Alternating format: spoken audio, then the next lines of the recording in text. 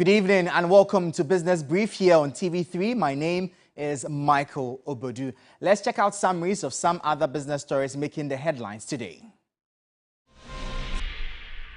Executive Secretary of Importers and Exporters Association of Ghana, Samson Asaki Awingobet, is impressing on government to give some incentives to the business community to boost productivity and industrialization. He spoke to three business ahead of the presentation of the mid-year budget review on July 25 in Parliament. The Monetary Policy Committee of the Bank of Ghana will begin its regular meeting today to appraise the performance of the economy and agree on monetary measures to take to address challenges. This meeting is taking place at a time when inflation has witnessed a marginal increase and analysts are projecting inflation levels to tame down in July. The policy rate was maintained at 29.5% at the last announcement. Interest rates are predicted to rise less sharply after the UK saw a surprise drop in inflation in June. The Bank of England has raised rates 13 times since December 2021 to try to cool soaring price rises, driving up borrowing costs for millions. Experts say it is now under less pressure to act after inflation slowed to 7.9% in June, down from 8.7% the previous month. Well, thank you for staying with us. Let's bring you our first story as inflation, according to a new World Bank report, pushed nearly 850,000 Ghanaians into poverty at the end of 2022. Additionally, high inflation significantly worsened food insecurity in the country, with a quarter of the population deemed to be food insecure at the end of the year. The following Business News Desk report has more. The report, titled Price Surge: Unraveling Inflation's Toll on Poverty and Food Security, notes that high inflation had catastrophic effects on poverty and food security, significantly impacting the poor. According to the report, 20% of poor households devoted a higher share of their budget to food and hence were more impacted by inflation, which was driven primarily by high food prices as food inflation outpaced non-food inflation. Food prices at the end of 2022 had increased by more than 140% in sub-Saharan Africa.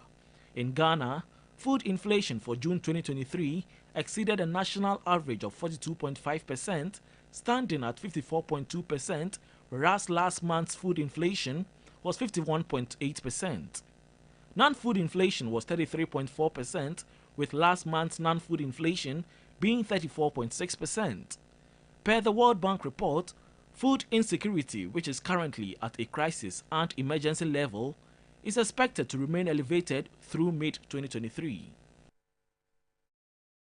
Reacting to the latest World Bank report, economist Dr. Saad Idrisu says the country lacks proper implementation of poverty alleviation programs. According to him, government needs to prioritize the various policies under the agricultural sector in order to create more jobs.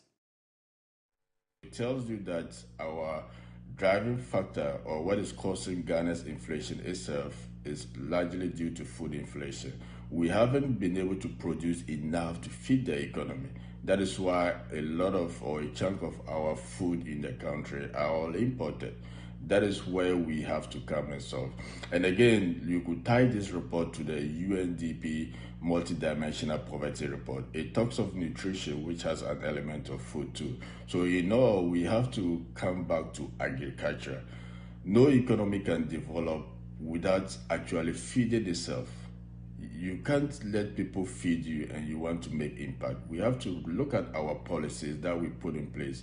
How do we implement it successfully to alleviate poverty in the country? For example, we have Planting for Food program, but do we see the needed benefit in that? These are all stuff that we have to come as a country and look at how we implement policies appropriately. Now, producer price inflation dropped to 29.2% in June from 30.3% in May 2023. The latest figures indicate a 1.1 percentage point decrease in the producer price relative to the rate recorded in May 2023, which was 30.3%. The producer price index measures the average change over time in the prices received by domestic producers to produce their goods and services. Government statistician Professor Kobna Enim explained the month-on-month change in the producer price inflation between May and June 2023 was 0.6%.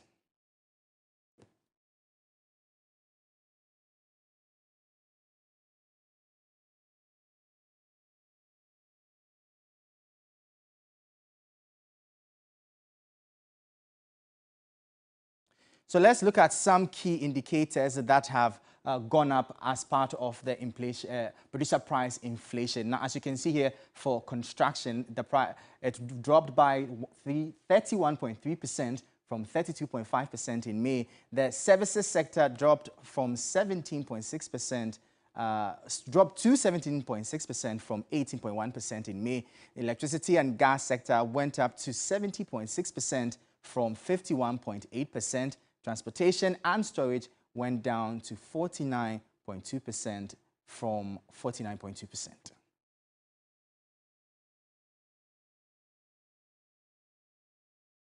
Now, the managing director at the Ghana Stock Exchange, Abena Amwa, has urged businesses and countries in the sub-region to take advantage of a capital market integration to enable them fund developmental projects. According to her, the capital market, when integrated, would create a conducive environment for companies to raise funds and facilitate robust investment activities. She was speaking at a workshop on the implementation of Phase 2 of the West African Capital Market Integration. The West Africa Capital Market Integration project is so important, and Ghana Stock Exchange is very passionate about ensuring this happens.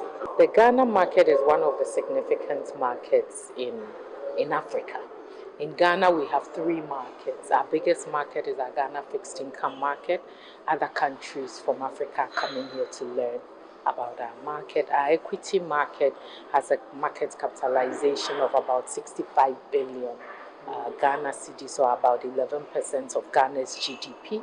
We are looking to double that. We are looking to attract over 100 companies, grow from the 40 that we have to about 100 listed companies on our market in the medium term. And we think that as we join other markets in Africa, this leverage, we can learn from them, they can learn from us to create better standards and to create more diversity for everyone. Let's now find out how major trading commodities are faring on the international market. The price of cocoa, as you can see, is up by 0.62%, trading at $3,428 per ton. The price of gold is down by 0.2%, trading at about $1,973 per ounce. The price of crude oil is up by 0.48%. It's trading at about $80 per barrel.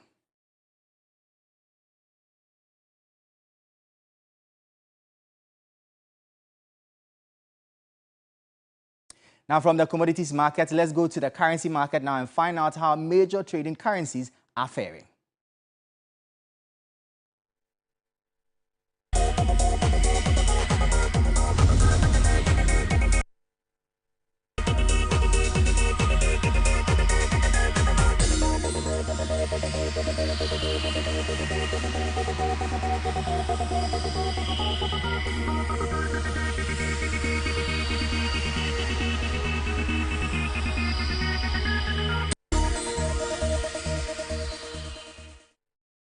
Well, that will be all for Business Brief here on TV3. For more business stories, please visit our website, 3news.com. My name is Michael Obodu. Thank you for watching. As always, please stay safe.